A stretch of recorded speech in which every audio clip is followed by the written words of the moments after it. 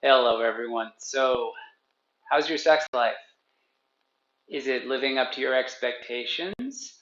That's what this video is basically about. It's about two kinds of men: men who function, let's say, from a level of disinterest in sex, and there could be a variety of reasons that might be, to men who are overly aroused and overly excited. So, now, the first thing I need to say is I have my shirt off, not because I'm interested in more clicks, because God knows I don't promote these videos. I have my shirt off because I'm interested in telling you about this spot right here, not just on my body, but on your body as well. And this has a lot to do with a man's ability to control ejaculation, um, and actually the whole pelvic area below that as well. So I'll get to that in a little bit. First area I want to kind of cover is the men who might be disinterested in sex and why that might be. So there's a number of factors here that could play in. One is stress. That's mostly it. I would say if you're overworked, if your energy is drained, if you're working out even too much, there could be a number of reasons. The other reason could be the lack of stress. Are you just sitting around all day on your ass? Uh, those are two different realities, two different sides of the spectrum, same result, which is those of you who are sitting on your ass, there may be a disinterest in sex because your energies are they're all just like static. And those of you who are high stress, high tone, very active, very busy, you just may be worn out. Something else that might factor in is poor diet. If your diet's terrible, there's a good chance you may not be interested in sex. Uh, Something else would be masturbation. If you masturbate all the time, if you're, I won't use the term addicted to pornography, but if you prefer pornography because you find that perfect scene at the perfect time and you can time your orgasm with that perfect scene, all these, and again, your hand, you can apply the perfect amount of pressure. Again, there's a lot of positives one could say about masturbation from this perspective, other than it will ruin your ability to have sex if that is your preference to masturbate versus having a real person. And there are a lot of those men out there. So now, kind of, and again, the pharmaceuticals, this could be another reason why you might have a low sex drive. Um, Something else that might determine your sex drive, I'm going to get to in a moment, which has to do with light levels. It has to do with the time of day. Um, and that's actually an interesting point. So now when we talk about the high arousal folks, so the folks who high charge, high arousal. Now those folks, the tendency is to maybe they want to have a lot of sex and they want to have sex all the time. Maybe they jump in with all this enthusiasm, but they don't know how to control their energy. They don't. When I say the term energy, this can be very, very cryptic. And oftentimes, when I'll just use my own example. When I first started doing Kundalini yoga 20 years ago, whatever it is, when I first started doing Kundalini yoga, the yoga teachers would be talking about love and light and energy and this and that. I'm like, what are you talking about? And I had no concept. My idea of energy is either I'm tired or I'm not. And that's a generic, general way of perceiving energy. But I didn't realize that energy moved within us. And we become sensitive over time to how this energy moves within us. And in the context of sexual expression, one of the issues is during the heat of passion, that energy can overwhelm us. And it's not inherent to the energy in and of itself that it overwhelms us. We're not a victim of that energy. It's an issue here that we don't know how to relax it.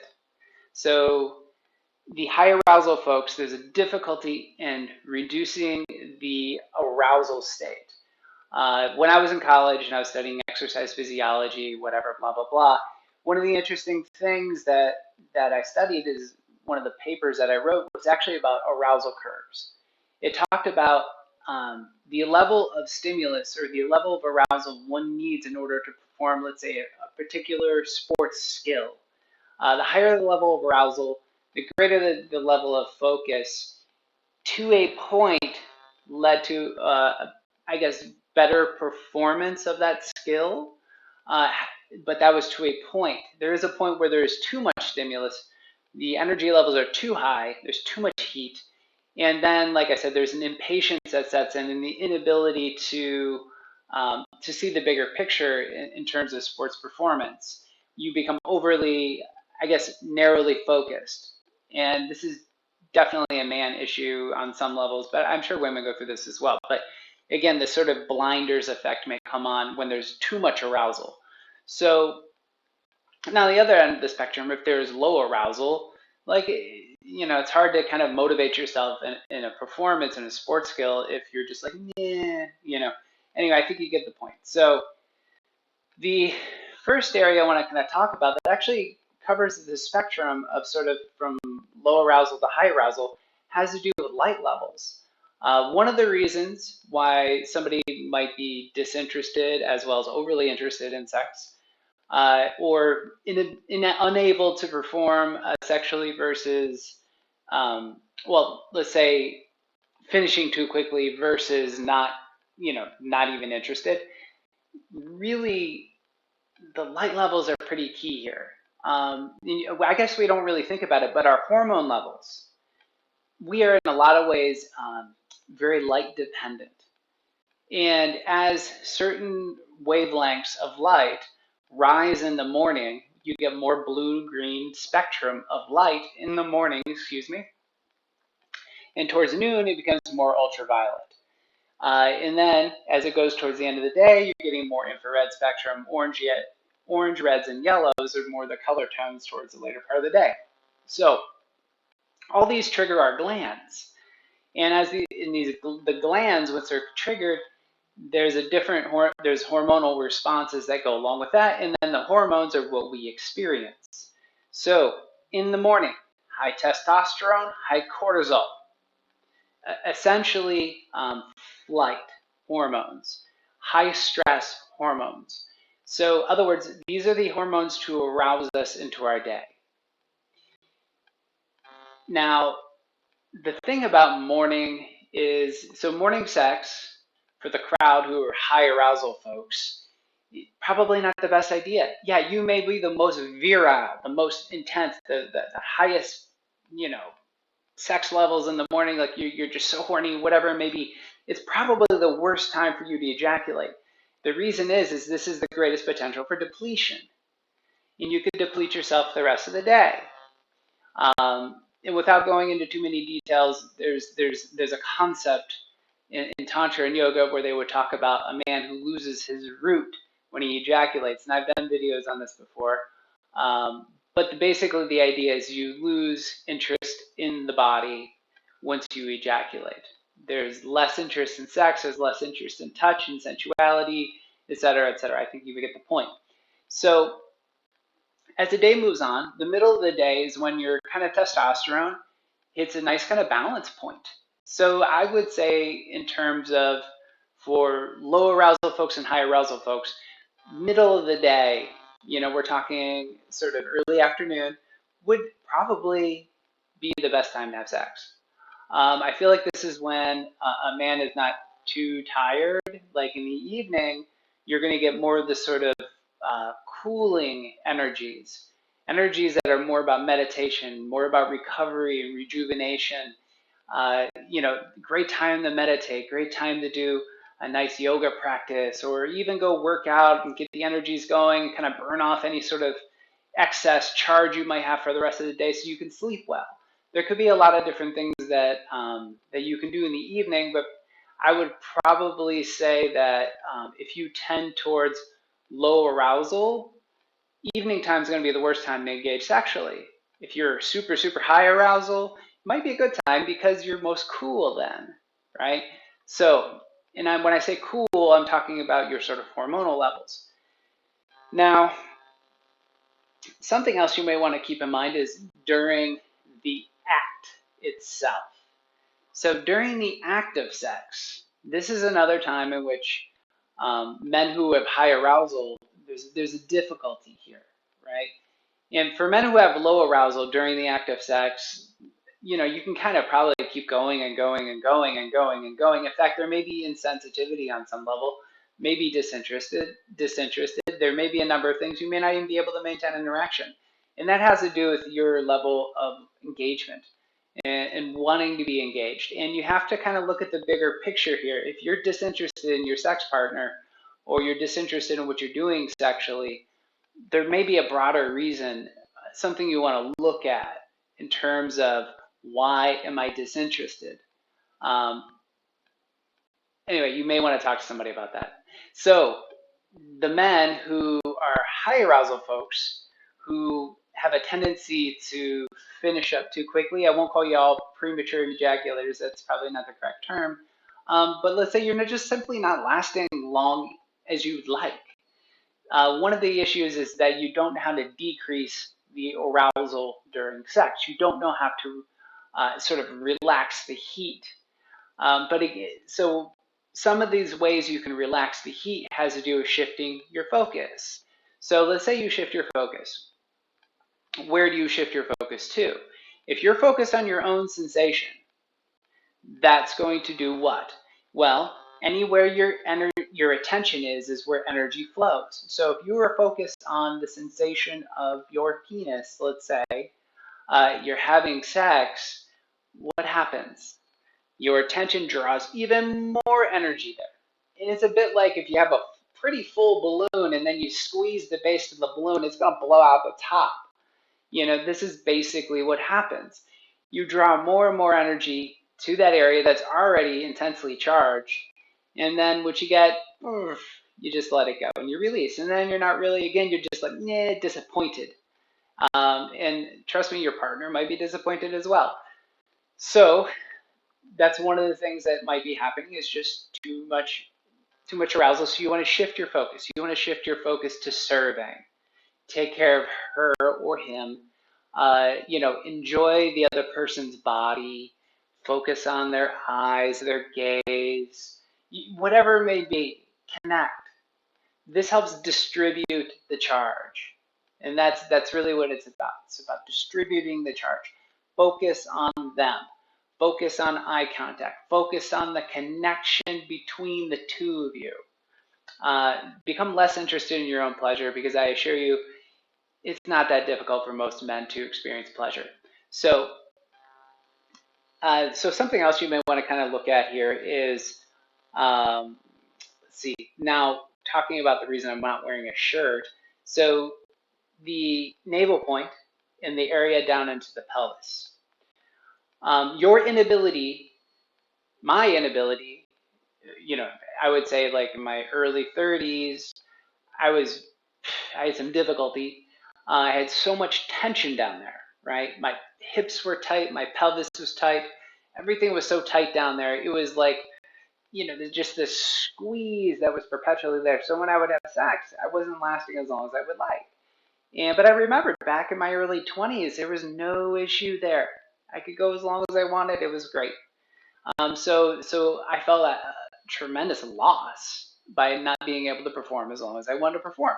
So one of the things you have to look at here is, what are your practices in terms of doing pelvic floor work, in terms of knowing how to, let's say, pull that in, then you know how to relax, right?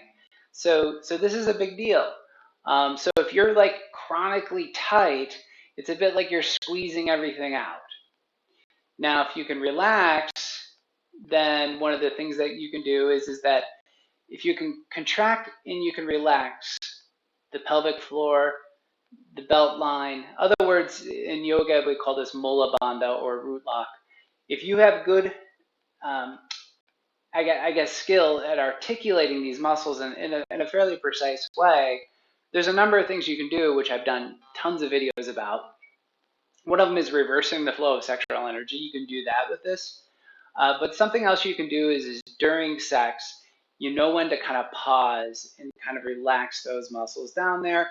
And in some cases, it helps to contract and to kind of pull up. So let's say you're in the middle of an intense a moment sexually, you're feeling all the intensity. It's actually really interesting because men, I feel like we have sex from here and not here, which doesn't make any sense.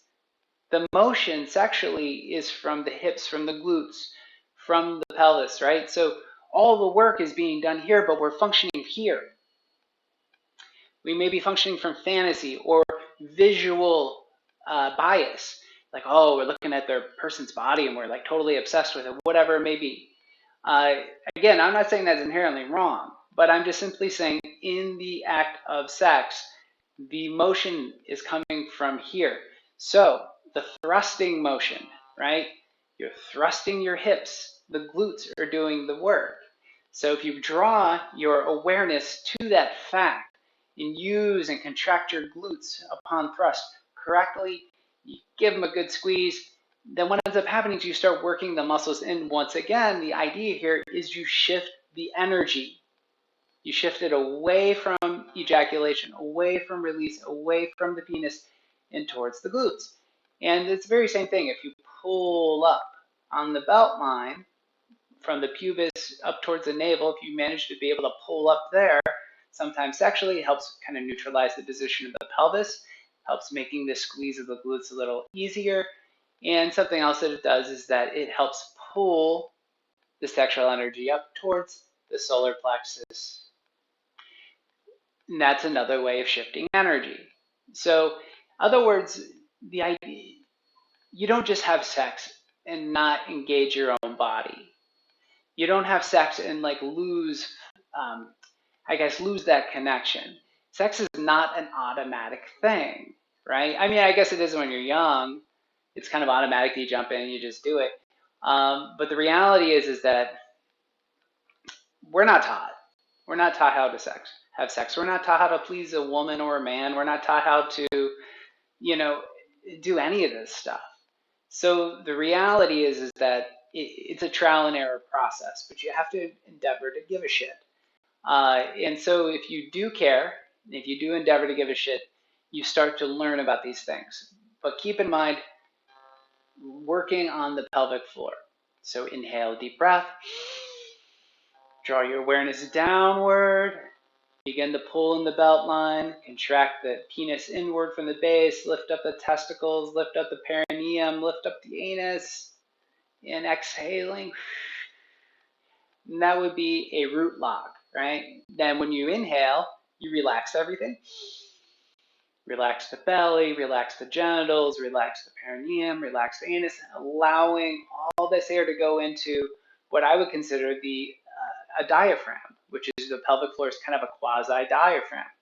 So with that said, once you are able to relax everything and you're able to contract everything, you'll be able to control the tensions in the pelvic floor and the pelvic area. And once you can do that, you can kind of sustain sexual performance for a very long time. And it's easy to get caught up in the heat of the moment, or to get caught up in, oh, my partner is on the edge of orgasm or whatever it is, so you thrust harder. The reality is that you have to kind of honor where you're at first, and then kind of honor where the other person is to some regard, because otherwise you're not going to be able to perform long enough. So manage your arousal levels. Let's see. I think that's all I wanted to kind of talk about. Otherwise, I'll kind of belabor this whole point.